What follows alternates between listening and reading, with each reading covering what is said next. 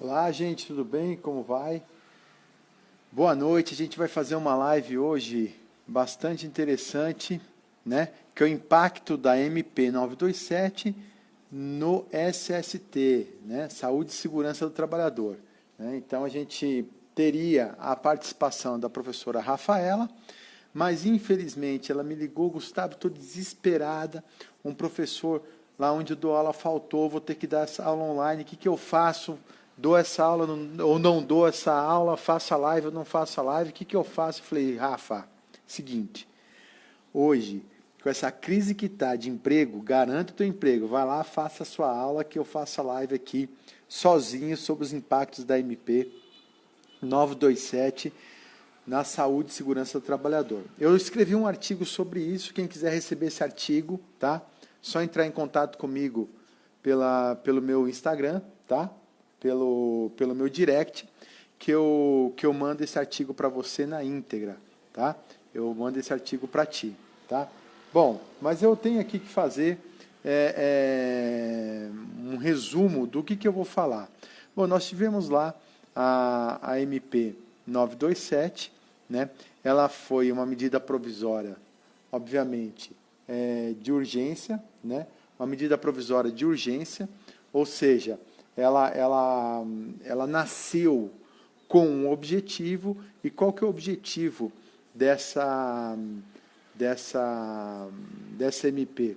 Tá? O objetivo dessa MP é fazer com que a pandemia tenha um freio com os impactos, os prejuízos que ela vai trazer nas relações do trabalho. Bom, esse é o objetivo da medida provisória 927. Ela tem um objetivo. O objetivo é fazer com que tenha uma redução de prejuízos advindos da pandemia, da doença Covid-19. Perfeito?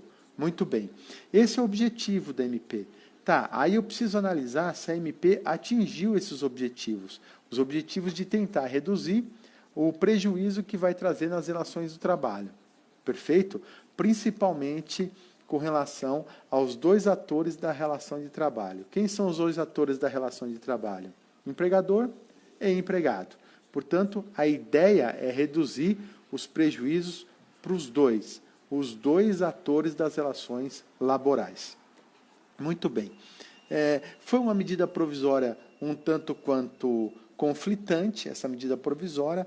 Teve lá a revogação do artigo 18 com relação à suspensão do prazo, depois ela foi editada novamente, mas mantiveram os artigos 15 a 17, que é o tema hoje do dia, né?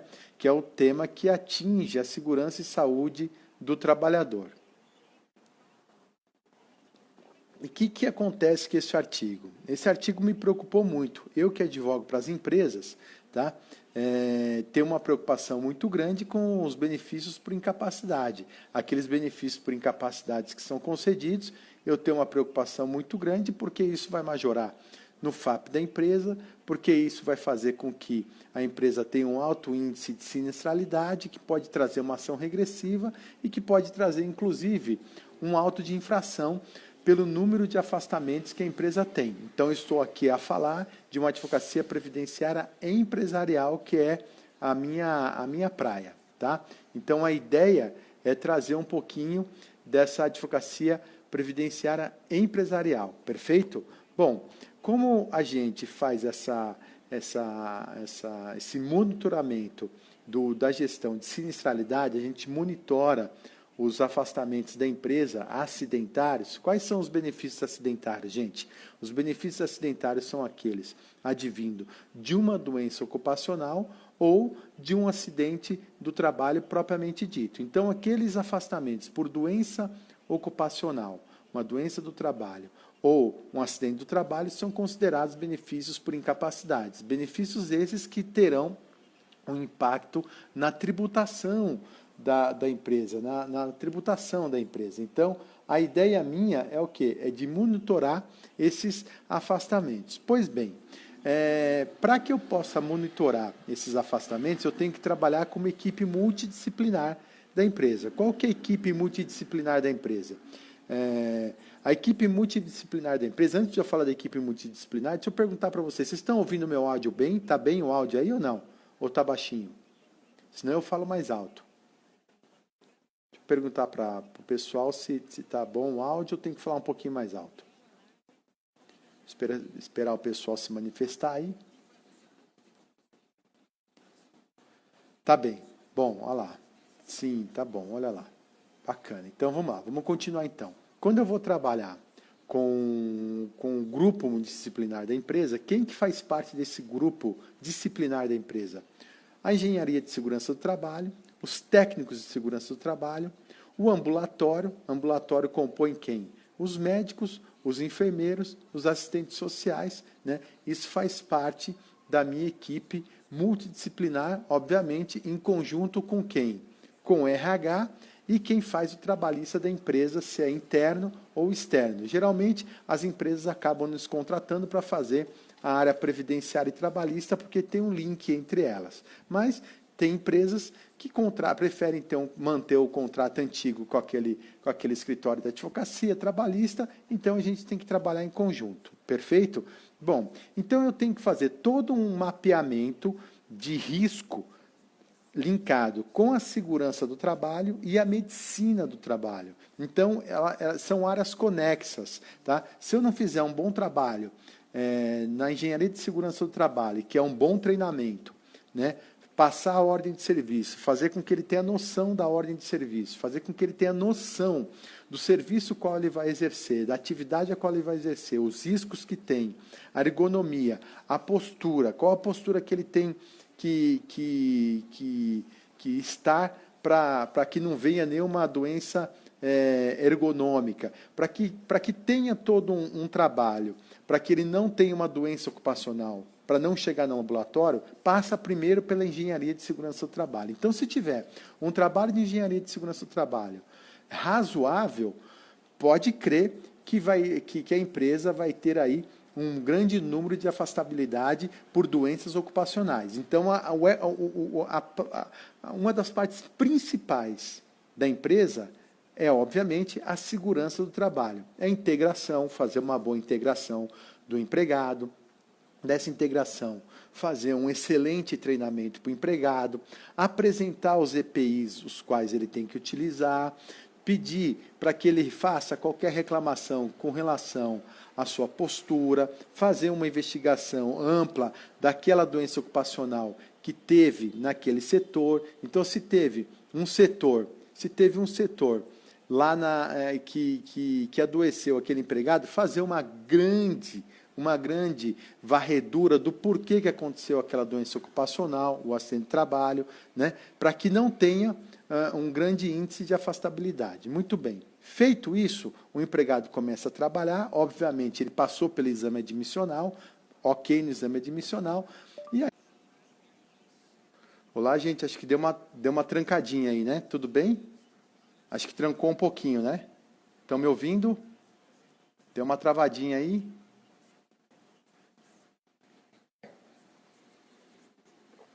Voltou? Estão me ouvindo bem? Ana, estão me ouvindo bem? Voltou, beleza. Então, óbvio que ele passa pelo exame admissional, passou pelo exame admissional, ele vai para o trabalho, passa pelo treinamento e aí começa o exercício laboral. Bom, aí tem os exames periódicos. Os exames periódicos, eles são de fundamental importância para buscar qual é a queixa daquele colaborador, para verificar se aquela postura do trabalhador está correta, se não está, se ele está com obesidade mórbida, se a obesidade mórbida dele vai atrapalhar ele no meio ambiente do trabalho, se ele está com uma cardiopatia grave, o exercício laboral dele vai fazer com que ele possa ter uma enfermidade, um agravamento dessa enfermidade, enfim. O exame periódico ele é de fundamental importância para a análise da sua saúde para com a atividade ao qual ele exerce. Então, o SST, Saúde e Segurança do Trabalhador, qual é o objetivo dos objetivos da saúde e segurança do trabalhador? Gente, olha, o objetivo dos objetivos da saúde e segurança do trabalhador é qual? É a proteção da vida. É buscar o princípio da precaução. O princípio da precaução é um princípio que foi festejado na ECO 92, que é o princípio dos princípios do meio ambiente, é o super princípio do meio ambiente. Então, se eu quiser conhecer qual é o super princípio do meio ambiente, é o princípio da precaução. Então, a precaução, ela está como super princípio nas relações laborais. É o super princípio, é a precaução. Então, a ideia do meio ambiente do trabalho, no aspecto de engenharia do trabalho e medicina do trabalho, é fazer com que ocorra uma precaução no evento acidente ou evento doença ocupacional. Fui claro, gente? Estou indo bem? Estou indo muito rápido ou estão entendendo? Tá? Então, a ideia do princípio da precaução é essa, é fazer com que você tenha esteja na frente do acidente ou na frente da doença ocupacional. Perfeito, gente? Tá? Então, o objetivo da engenharia e medicina do trabalho é esse. É esse. O único objetivo é esse. Tá? Só que a medida provisória me lança um capítulo, que é o capítulo 7 da medida provisória, dos artigos 15 a 17, que vai totalmente de encontro ao objetivo da saúde e segurança do trabalho. Vai ao encontro, dá um choca com o objetivo da saúde, da saúde e proteção do trabalhador. Vai de encontro com o princípio da precaução. Vocês perceberam que o princípio da precaução ele tem um objetivo, que é fazer com que evite a doença ocupacional ou o acidente do trabalho. Muito bem. Olha só, o artigo 15. O que diz o artigo 15 do capítulo 7 da MP 927? Olha só. Durante o estado de calamidade pública, aqui se refere ao artigo 1º, fica suspensa a obrigatoriedade de realização de exames médicos ocupacionais, clínicos e complementares, exceto os exames demissionais. Olha que loucura, tá? Conforme o artigo 1º da MP, o estado de calamidade ele vai até 31 de dezembro deste ano. Ou seja, o estado de calamidade, o governo decretou, o executivo decretou que ele vai até 30 de dezembro de 2020. Muito bem. Então, se é até 30 de dezembro de 2020, isso quer dizer que ficou suspenso a obrigatoriedade de realização de exames médicos ocupacionais, clínicos e complementares, que é o periódico, exceto o demissional, ou seja, o demissional tem que ser feito, mas os outros exames, admissional e os periódicos, estão suspensos até dezembro. Agora, gente, presta atenção. Imagina que alguma empresa que está trabalhando, um supermercado grande que está trabalhando, e, de repente, tem lá uma quantidade de empregados que estão afastados, ou diante da pandemia. Alguns empregados desse supermercado está no grupo de risco, está com suspeita de coronavírus, e esse supermercado acaba tendo que contratar novos empregados. Bom, se ele tem que contratar novos empregados, se está suspenso o exame admissional, óbvio que a empresa não vai fazer o exame admissional, porque ela entendeu que ela está resguardada no direito de não fazer os exames admissionais. Portanto, vai de encontro com o princípio da precaução, correndo o risco da empresa contratar alguém com Covid-19. Concordam comigo? Então, corre o risco de contratar alguém que está com Covid-19. E mais, se tirar o exame periódico, um empregado da empresa que tenha suspeita da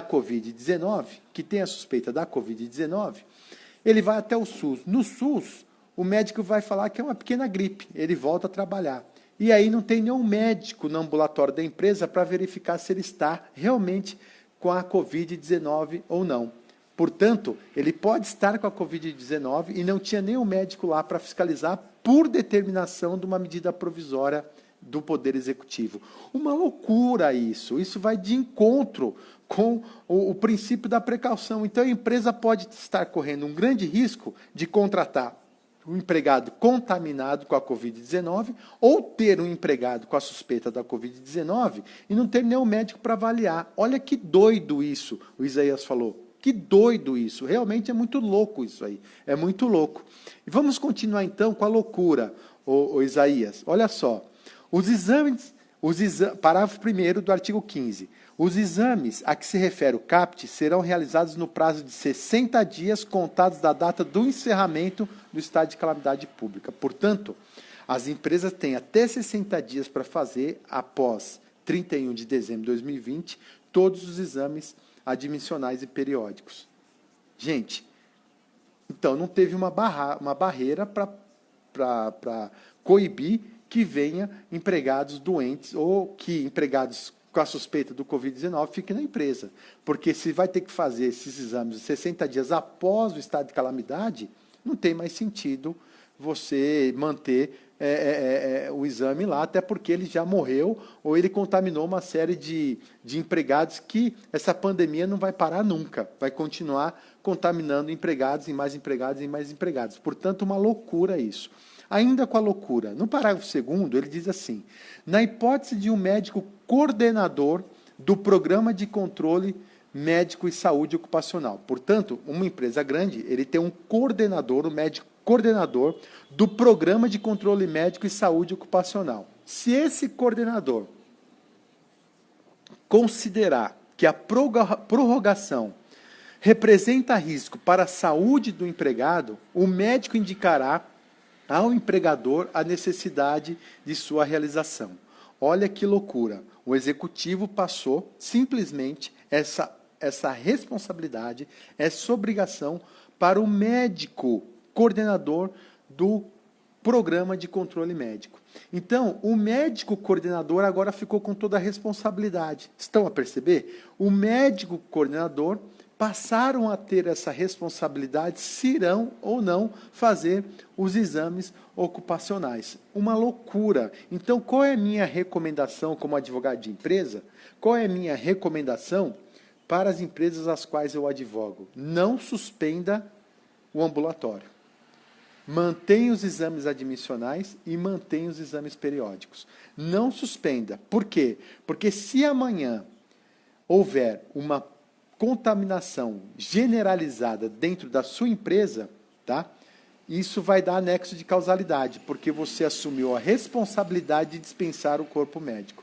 Como você assumiu a responsabilidade de dispensar o corpo médico, você vai ser penalizado pelo artigo 19 da 8.213 por contravenção penal e multa, que é você, empregador, que tem que manter o meio ambiente do trabalho propício para evitar o risco de saúde e doença ocupacional. Portanto, esse é o objetivo do artigo 15 esse é o objetivo da saúde e segurança do trabalhador. Perfeito? Mais ainda, deixa eu explicar uma coisa para vocês. Saúde e segurança do trabalhador está previsto no artigo 7º da Constituição Federal. Portanto, se está no artigo 7º da Constituição Federal, é um direito e garantia fundamental. Se está no artigo 7º da Constituição Federal, isso é um direito e garantia fundamental. Portanto, um direito e garantia fundamental, ele jamais pode ser retirado, usurpado do cidadão, daquele ator social, que no caso é empregado.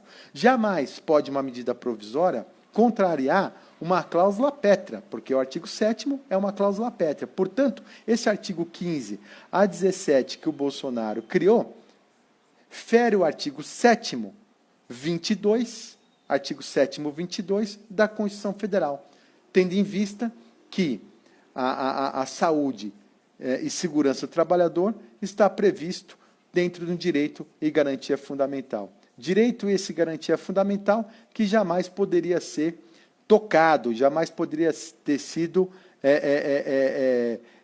retirado do seu sistema, tá? Então, eu estou tentando procurar aqui, mas não estou achando, é o artigo 7º, 22 da Constituição Federal. Perfeito, gente? Então, é um direito e garantia fundamental. Isso jamais poderia ser reduzido. E aí você, advogado de empresa, vai falar para a empresa a qual você advoga para tirar o ambulatório de funcionamento só porque o Bolsonaro emitiu uma medida provisória? Não, né, gente? Você também precisa entender, dentro de um sistema jurídico, eu que sou constitucionalista, que adoro direitos humanos, coordeno uma pós-graduação em Portugal de Direitos Humanos e Constitucional, portanto, eu sou apaixonado por sistema jurídico. Não é porque foi editada uma medida provisória que ela não pode ser constitucional, que ela não pode ser questionada. E é isso que a gente está fazendo, questionando a constitucionalidade do artigo 15 a 17 da MP 927. Seguindo ainda, tá? Olha que diz o artigo 15, parágrafo 3º. O exame demissional poderá ser dispensado... isso eu já falei. Poderá ser dispensado, ou seja, no caso, o exame demissional poderá ser dispensado caso o médico ocupacional mais recente tenha sido realizado há menos de 180 dias. Então, o exame demissional, se foi feito um exame periódico dentro de 180 dias, o médico pode dispensar também. Vamos para o artigo 16, gente, da MP 927. Vocês estão gostando? Estou vendo pouco coração aí, gente. Ou vocês estão muito concentrados, ou vocês não estão gostando da live. Vamos seguir. Olha só. Artigo 16. Durante o estado de calamidade pública, a que se refere o artigo 1º, fica suspensa a obrigatoriedade da realização de treinamentos periódicos e eventuais dos atuais empregados, previsto na norma regulamentadora de segurança do trabalho. Gente, olha que loucura aí, ó. Ela colocou a colega aí, ó. Redução de riscos, que prevê o artigo 7? Redução de riscos inerentes ao trabalho por meio de normas de saúde e higiene. Valeu, Aurinha, obrigado. Beijão para você, brigadão, hein, por ajudar aí. Então, gente, olha só, o que diz o artigo 6? O artigo 6 diz o seguinte, que dentro do estado de calamidade, portanto, até 31 de dezembro de 2020, fica suspenso, tá, a obrigatoriedade de realização de treinamentos periódicos eventuais dos atuais empregados. Gente, presta atenção. Todo dia, as emissoras de TV, eu falo todas as emissoras de TV, explica como lavar a mão, explica como usar a máscara, né? Como você fazer a higiene corporal, como você conduzir o seu dia a dia para não ser contaminado, e mesmo assim a gente acaba esquecendo, né? Meu filho estava internado, teve alta ontem, graças a Deus, a gente achou que era corona, mas não é, era uma infecção pulmonar, né? Fez o exame do coronavírus, não deu nada, graças a Deus, mas eu vi enfermeiro pegando a máscara por aqui. Ou seja, não se pega a máscara por aqui, você tira por aqui, não toca no ambiente da máscara, porque se você pegar por aqui, pode estar ali contaminado com uma saliva de um outro paciente. Ou seja, eu estou falando de gente do meio ambiente da saúde. Imagina aquele operário não reduzindo a categoria profissional, pelo amor de Deus, porque acho que cada um é doutor naquilo que faz, mas é um operário que não está ligado com relação a essa novidade, a essa nova relação social para evitar a contaminação de risco. Agora que era para ter treinamento todos os dias durante 15 minutos para a empresa inteira, os engenheiros de segurança, os técnicos de segurança do trabalho teriam que dar um treinamento 1 ou 2 vezes por dia para lembrar que ele está dentro de uma pandemia. Pelo amor de Deus, agora que é hora de manter o treinamento da segurança do trabalho. O que vem a medida provisória do Executivo? Suspende os treinamentos da segurança do trabalho. Gente, é uma loucura isso. Quem fez essa medida provisória ou não conhece de saúde e segurança do trabalho, ou é um baita de um responsável. É um grande responsável e que não está tendo a precaução da proteção da vida, que é o super princípio. É o princípio de multinível. Né? É o princípio de multinível, é o super princípio, a vida. Portanto, a vida aqui está sendo colocada em risco por uma medida provisória. É uma loucura isso, uma loucura. É inadmissível a gente aceitar esses artigos da MP. Não conhece nada de saúde e segurança do trabalho quem fez essa MP. Com a devida vênia, não conhece nada. O Bolsonaro está literalmente mal assessorado nessa medida provisória, né? Porque teve questionamento de todos os lados. Eu acho que não tem um colega aqui que vai contestar o que eu estou falando, ou vai alegar que a medida provisória nos artigos 15 ou 17 está correta. Gostaria até de saber se tem algum colega que concorda com os artigos 15 a 17, que a gente chamaria para dialogar ao vivo aqui e, de repente, mudar a minha opinião. Acho que a ideia é isso. A ideia é isso, né? Então, seguindo o meu raciocínio aqui, o artigo 16 suspendeu os treinamentos periódicos e eventuais. Aí vem o parágrafo 1º.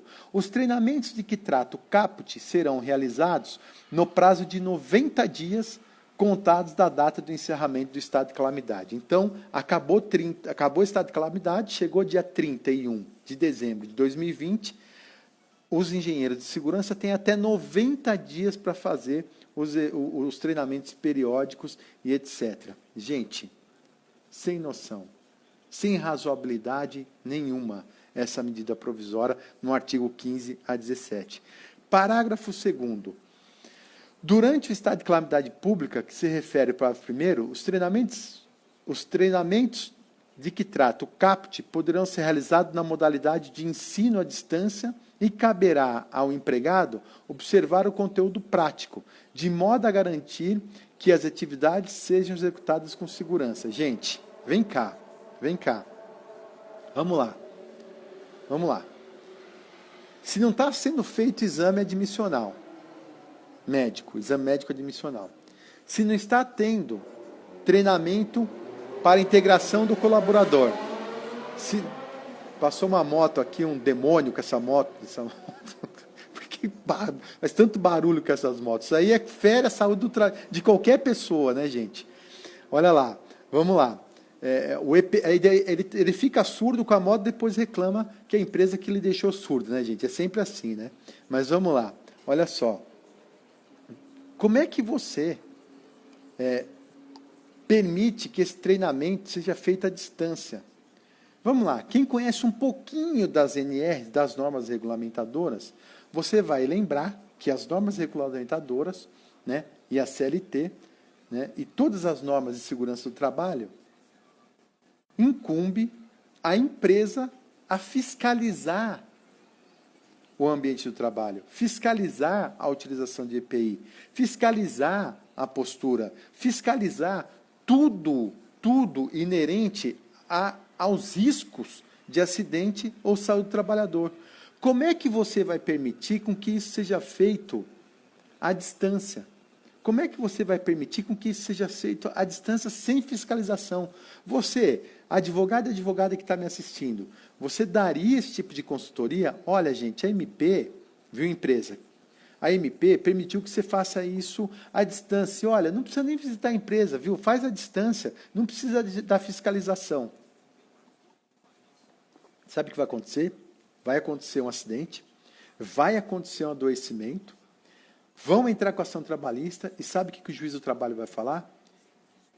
Doutor, doutora, leia o artigo 7º da Constituição Federal e o doutor e a doutora vai perceber que isso é um direito e garantia fundamental. Jamais poderia ter sido retirado o direito à proteção da saúde do trabalhador, à proteção de risco à vida do trabalhador. Portanto, você vai perder essa ação trabalhista, tá? E o benefício por incapacidade vai ser considerado como doença ocupacional, majorando o FAP da empresa. Vocês estão percebendo o impacto que vai gerar isso na empresa? Pior ainda. Aí vem o artigo 17. As comissões internas de prevenção de acidentes poderão ser mantidas até o encerramento do estado de calamidade e os processos eleitorais em curso poderão ser suspensos. Portanto, as CIPAs, as comissões internas de prevenção, a CIPA, poderá ser mantida sem eleição até o final do ano. Tá, e o que adianta isso? O que adianta isso se a CIPA não vai estar dentro do ambiente de trabalho? Que a maioria de quem participa da CIPA é médico, engenheiro do trabalho. Não tem sentido, não tem começo, meio e fim, não tem uma lógica jurídica essa medida provisória. Portanto, a minha live hoje se resume a isso, trazer a inconstitucionalidade do artigo 15 a 17 com relação ao meio ambiente do trabalho. Mas, para piorar, nós temos que ir até o artigo 29 da MP. O que diz o artigo 29 da MP? Vamos lá. O que diz o artigo 29 da MP? Olha só. O artigo 29 piorou mais ainda. Piorou mais ainda. Diz o seguinte: os casos de contaminação pelo coronavírus, Covid-19, não serão considerados ocupacionais, exceto mediante comprovação de nexo causal. Olha que pegadinha do malandro isso. Olha que pegadinha do malandro. Os mais jovens não vão lembrar dessa piada, pegadinha do malandro, mas os mais com mais idade, não vou falar idoso, mas com mais idade, no meu caso, curti muito o Sérgio Malandro. Qual é a MP? A MP 927, Evelyn. Tudo bem, Evelyn? Lá de Jaraguá do Sul, um beijão para você. 927. Olha o que diz o artigo 29. Né? Pegadinha do malandro, né? Do Sérgio Malandro. Olha só. Nos casos de contaminação pelo coronavírus, Covid-19, não serão considerados como ocupacionais. Ou seja, não vai majorar no FAP. Não vai majorar no FAP. A empresa, ufa, dei sorte. Cara, tu não deu sorte. Porque daí vem a vírgula. E a vírgula diz o seguinte: exceto, ou seja, salvo, mediante comprovação do nexo causal. Vamos lá.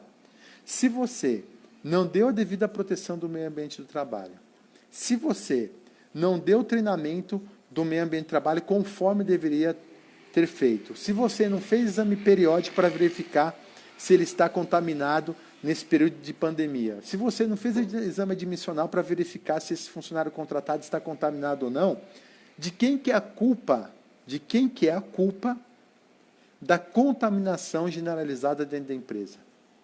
É da empresa. Óbvio, óbvio. Ó, aqui, o Felipe fez uma excelente pergunta. Como comprovar o nexo causal de uma contaminação por vírus que está no planeta inteiro? Impossível estabelecer o nexo. Felipe, concordo contigo.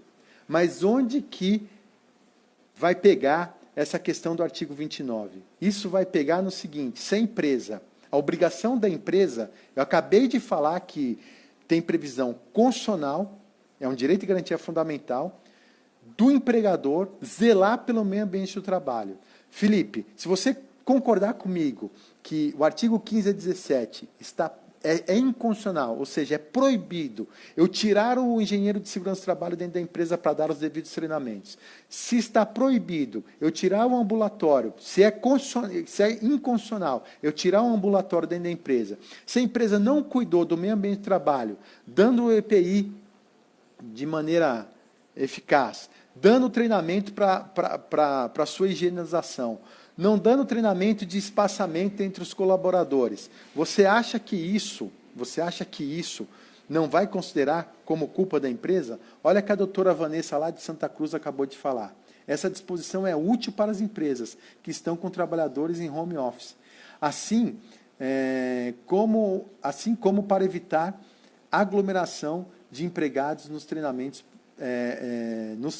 para aqueles que estão dentro da empresa. Aí sim, em home office não vai ter risco. Não vai ter risco de contaminação. Mas e aquelas empresas que não têm um home office? Supermercados, né?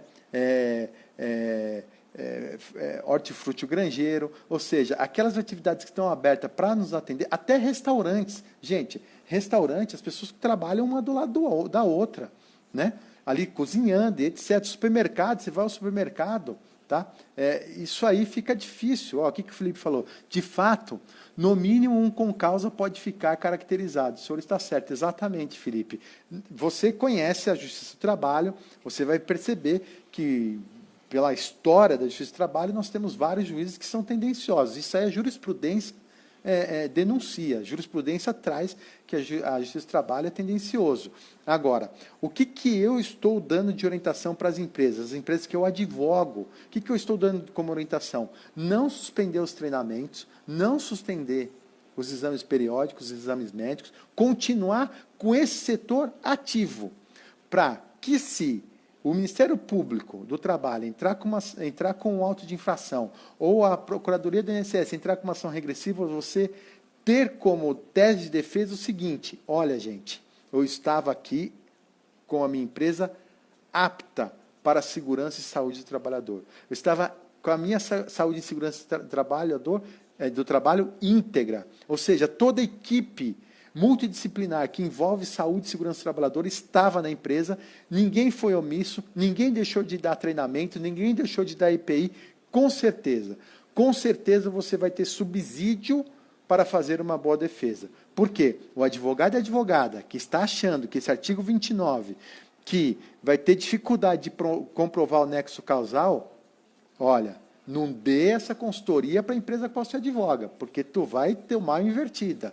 Vai tomar uma invertida na sua advocacia. Porque eu não tenho dúvidas que o artigo 15 a 17, por ser inconstitucional, os juízes, tanto da Justiça Federal quanto da Justiça do Trabalho, Federal do Trabalho e a Justiça Federal Previdenciária, vão entender que é uma obrigação da empresa manter íntegro o artigo 7º, 22 da Constituição Federal. Manter íntegro o artigo 19 da 8.213. Tá? O que diz o artigo 19 da Lei 8.213? Eu vou ler para vocês o que diz o artigo 19 da 8.213. Vamos lá. Vou ler aqui para vocês, que é importante a leitura desse artigo. Tá? É importante a leitura desse artigo. Opa! É importante a leitura desse artigo. Olha o que diz, artigo 19.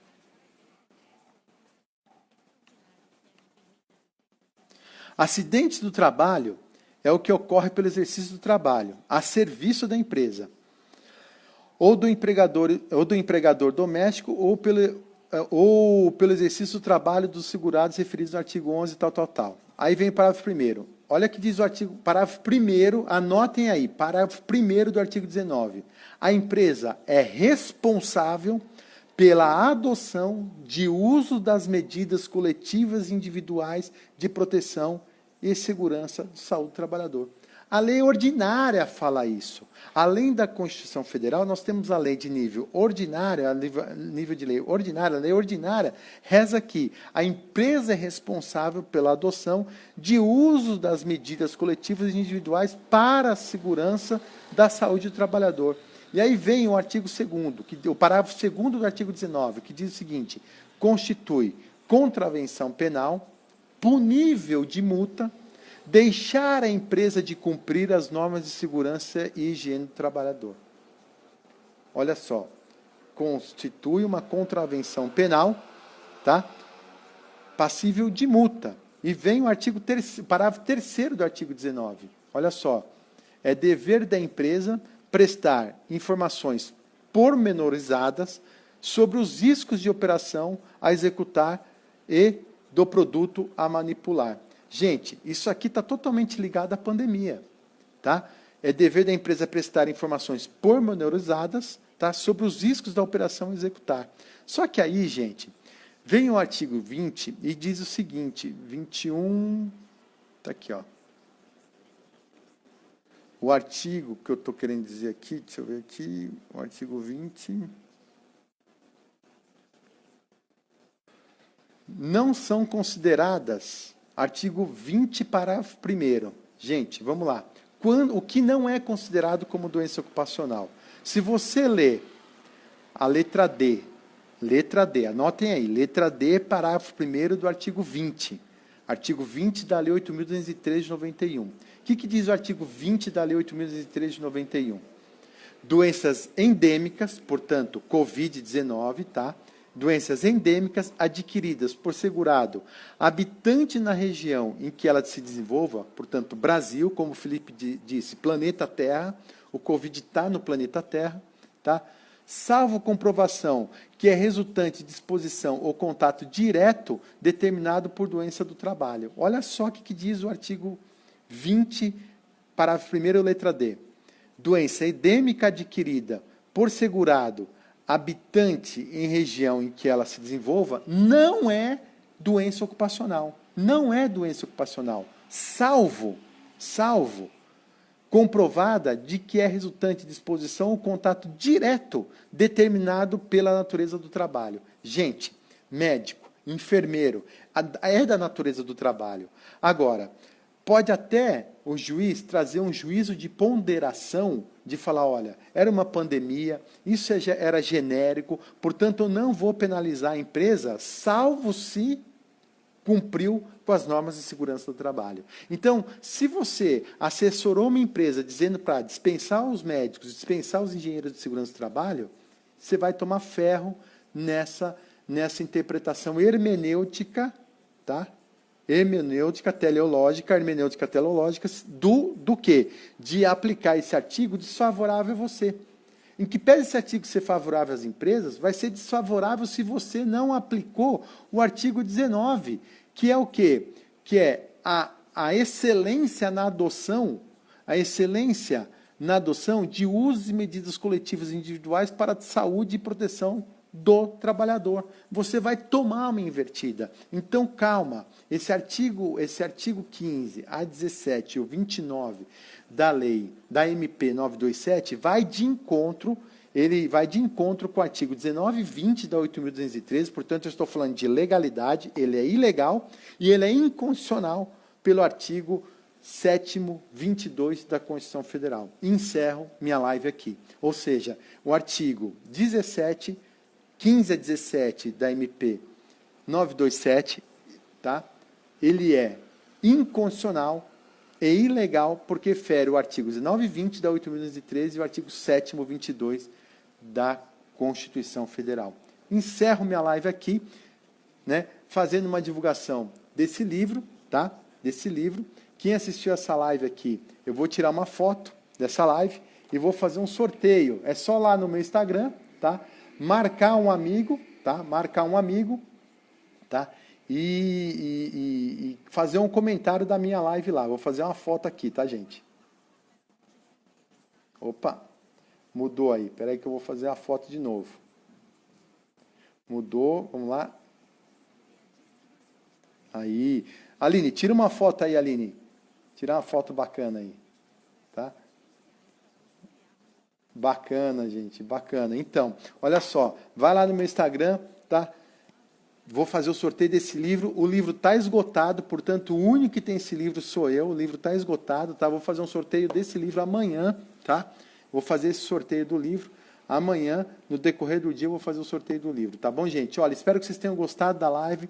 Muito obrigado. Infelizmente, a Rafa não pôde participar, porque teve que substituir um professor no curso qual ela leciona, tá? Quero fazer um convite para todo mundo fazer a pós-graduação, lá na pós-graduação que eu coordeno no Damásio, de Direito Previdenciário e Processo Previdenciário, é uma pós-graduação desse nível, tá? Fazendo com que você pense no aspecto constitucional e legal. Não é uma pós-graduação que traz o direito material mastigadinho, não. A nossa pós-graduação faz você pensar. É uma pós-graduação que faz você ir além, tá? E quem quiser investir em direitos humanos e direito constitucional, que vai ter que trabalhar em direitos humanos e direito constitucional agora, em setembro, eu estou coordenando uma pós-graduação em Coimbra, lá em Coimbra, em Portugal, tá? Setembro e outubro, começa 13 de setembro.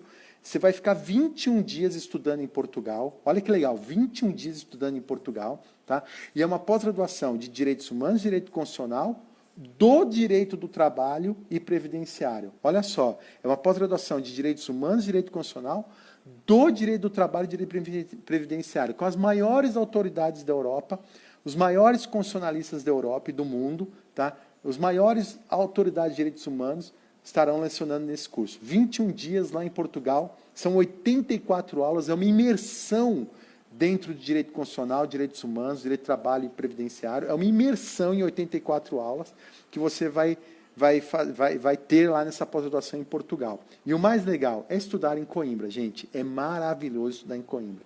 É encantador, é uma delícia. Imagina um dia você falar para os seus filhos, eu estudei na faculdade de Direito mais antiga do mundo, que é a Faculdade de Coimbra. Gente, vale muito a pena, é belíssimo. Além dos finais de semana serem livres. Então você pode participar, conhecer Portugal inteiro. Tá bom, gente? Ó, beijão no coração de vocês. Quero deixar aqui, estou um pouquinho cansado hoje, estou um pouquinho